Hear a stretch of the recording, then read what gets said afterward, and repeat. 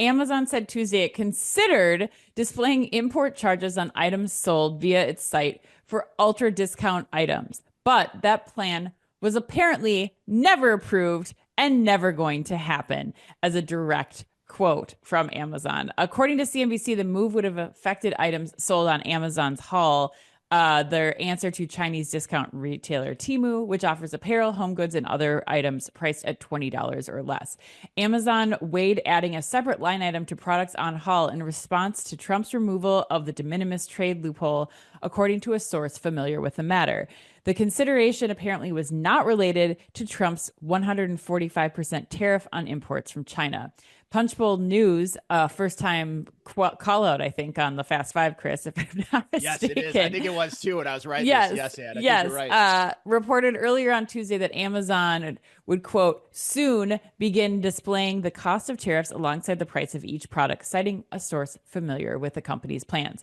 The report drew the ire of the White House, which called Amazon's reported plans a, quote, hostile and political act. Jeff, we're going to go to you on this hotly debated topic to kick us off here. All the Tuesday craziness notwithstanding, is the idea of Amazon potentially displaying costs of tariffs even good retailing to begin with? The floor is yours. This is a good one. I'm not aligned with you on, is this even actually really news if it by the time you get to lunchtime it's off the front page of the press. But Right. this is an interesting one. No, it's not good retailing, but I think you're going to see a number of strategies and approaches that are taken by retailers that are having to bear a not insignificant amount of cost pressure that's inbound.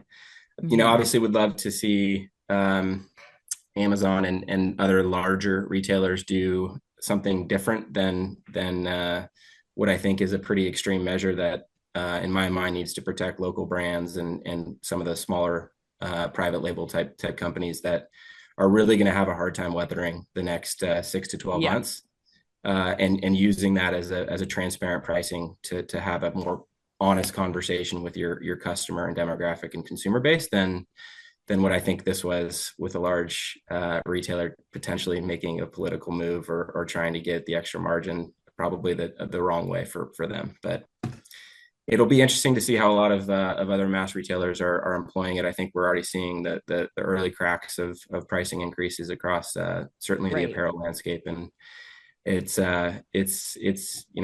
with my CFO services background, I can tell you it's a mess out there right now. Right. Right. Well, and Chris, I know, when this question gets posed, is this good retailing? What would you have done in this scenario if you were Amazon, or even as someone listening who's trying to think about, like, is this a viable option? Yeah, I know. I thought Jeff said it well. Like, I don't even think this story is really news. I mean, we're reporting on conversations, I think, that are happening inside Amazon in terms of what to do. That's what we're doing. I don't believe this thing would have ever seen the light of day, like this Really? concept, because it's bad merchandising. In my experience as a merchant, you never give people a reason not to buy something. Like, you're basically telling people, why don't you go comparison shop for this while you're on my site, because you're seeing the tariff surcharge here. So I just don't see it. It doesn't make sense to me that you would do this. Yeah. Maybe some other people are thinking about it, but I don't think Amazon would ever actually put this into practice. So, I don't know. My question really for Jeff is, like, what are some of the things that you're seeing different retailers do, in regards to, I'm particularly on the shipment side of things. I'm curious if you have any intel on that in terms of what you're seeing, different responses to this tariff situation, what the responses have been. Yeah, it's a mixed bag, and I hate that answer, but the answer, that's the truth. Right now, you have a number of retailers that can either be specific and differentiated in the product they're bringing in because there's enough margin to support it, and you're going to have less choice. You've probably already heard it in the past 2 weeks. They're going to bring the products that they can afford to pass on, or they make enough money to make it a mathematical equation that's acceptable for them. Right. And then in instances where businesses are unable to actually weather the storm, we've heard examples of companies that have taken imports down to zero and are just waiting to see if there's an alternative option for them to either take inventory down and try to pass on the price for the inventory that they already have in the door.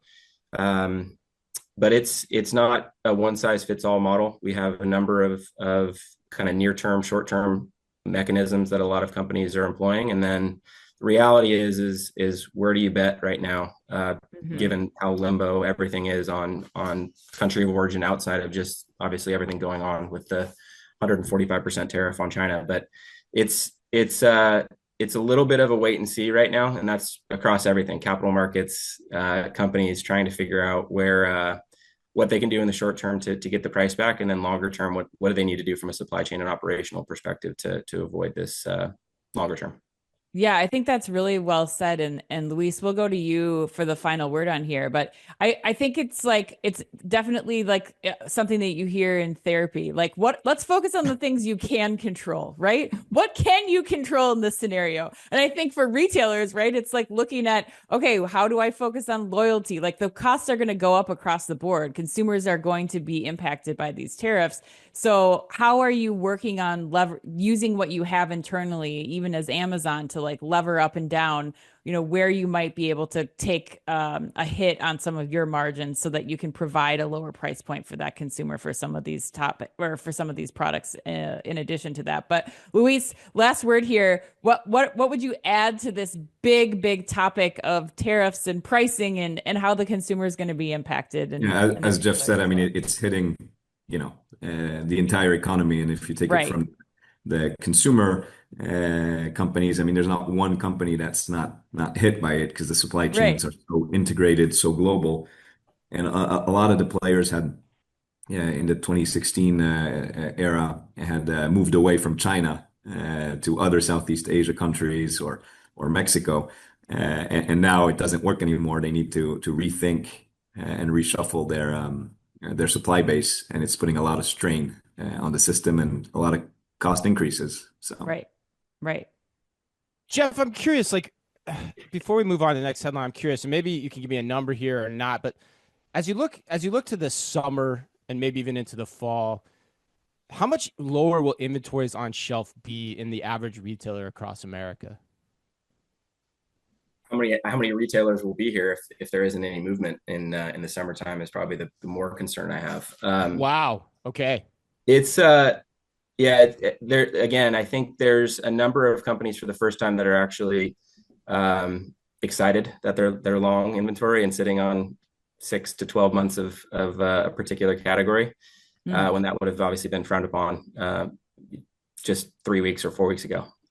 So I think you're going to see inventory levels certainly being impacted for the holiday buys. As you think about all the seasonal categories that are coming in, that usually land kind of in that September, October timeframe.